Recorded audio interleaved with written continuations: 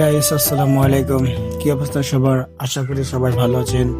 আল্লাহর রহমতে আমি অনেক ভালো আছি। তো আজকে আমরা চলে গিয়েছিলাম আমাদের পশ্চিম টাঙ্গাইলের অন্যতম একটি হাট, কাকুয়া হাট। দেখতে দেখতেই আমরা হাটে প্রবেশ করেছি।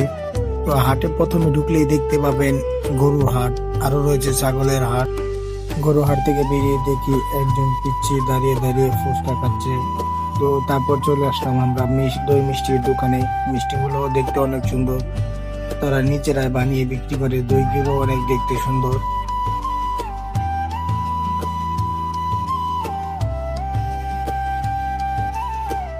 তো তারপর চলে আসলাম আমরা মাছের হাটে। এখানকার মাছগুলো বেশিরভাগই মাছই হয়ে থাকে যমুনা নদীর মাছ, আর হচ্ছে শিং মাছ। তো এগুলো হলো চাষ করা মাছ। এই যমুনা নদীর মাছ পরে দেখাচ্ছি, ভিডিওর সাথে থাকেন। তারপরে আমরা চলে আসলাম যমুনা নদীর মাছের কাছে। এগুলো সব মাছই হচ্ছে যমুনা নদীর মাছ। তারা জাল দিয়ে মাছ ধরে এনে তারপরে এখানে এসে বিক্রি করছে। আরো পেয়ে যাবেন এখানে আসলে নদীর ছোট ছোট পোনা মাছ পেয়ে যাবেন, আরো বিভিন্ন ধরনের মাছ। তো মাছগুলো দেখতে অনেক ভালো লাগছিল। তার সামনে ছিল চিংড়ি মাছ এবং টেংরা মাছ। তারপর আমার বন্ধু বললো, অনেক তো ঘোরাঘুরি করলাম, এখন একটু মাছ কেনাকাটা করা যাক। তো আমরা মাছ কিনে মাছের বাজার থেকে বেরিয়ে আসি। ওখানে অনেক লোক ছিল মাছ কেনার জন্য। তারপর চলে আসলাম আমরা হাটের সদাইয়ের দোকানে।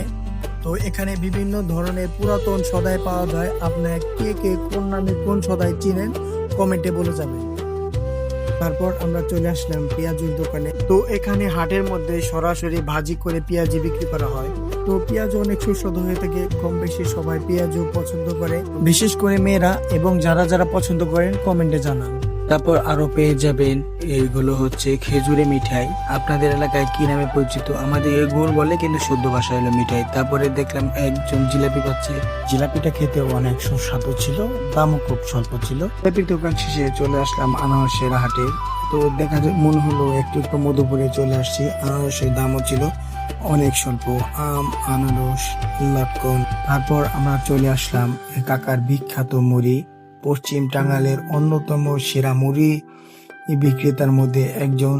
ওনার মুড়ি অনেক সুস্বাদু, অনেক মানুষ দূর দূরান্ত থেকে এখানে আসে। মুড়ির দামও খুব স্বল্প, কিন্তু অনেক মজা হয়। তো আপনারা যারা আসতে চান সবাই আসতে পারেন কাকার দোকানে। আর হ্যাঁ, এই কাকুয়া হাট হয় সপ্তাহে 2 দিন, মঙ্গলবার এবং শুক্রবার। তো দেখতেই পাচ্ছেন কাকার মুড়ি খাওয়ার জন্য অনেক লোক ভিড় জমিয়েছিল। তো আমরা সিরিয়াল দিতে অনেক দেরি হয়ে গেছিল, তাই আমাদেরটা একটু দেরি হচ্ছিল। তো কাকা সবাইকে মুড়ি বানিয়ে দিচ্ছিল। তার যে একটা সিক্রেট রেসিপি আছে, সেই মশলাগুলো দিয়ে বানিয়ে দেয়, অনেক সুস্বাদু লাগে খেতে। তারপর অনেক অপেক্ষার পরে চলে আসলো আমাদের মুড়ি। তো তারা মুড়ি খেয়ে রিভিউ দিচ্ছে, আমার বন্ধুরা ভাতিজা, পর আমি হালকা দিতে যে হেসে দিলাম। তো আমাদের ভিডিওটি এই পর্যন্ত ছিল। আমাদের সাথে থাকার জন্য আপনাদের সবাইকে ধন্যবাদ।